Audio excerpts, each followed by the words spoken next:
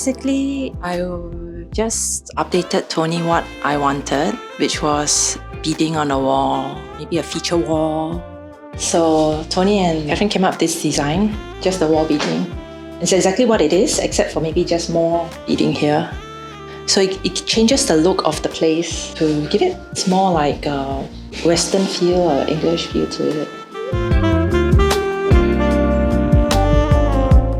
I like the DB cabinet. This was one of the ideas that Tony suggested. So now that I see it, it's a very good place for me to put my pictures. I don't have to think about lifetime warranty. I think it'll last forever. It's good that that is out of my mind. So lifetime warranty is good, so I don't have to think too much.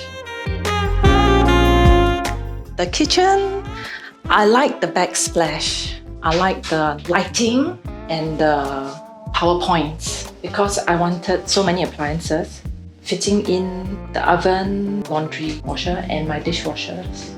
Initial drawings that came in, it was all beige.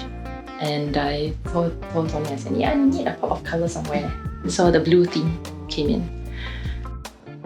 Tony recommended this colour wall of my bedroom, which is Misty Rain, because I like the aquamarine colour. It's relaxing.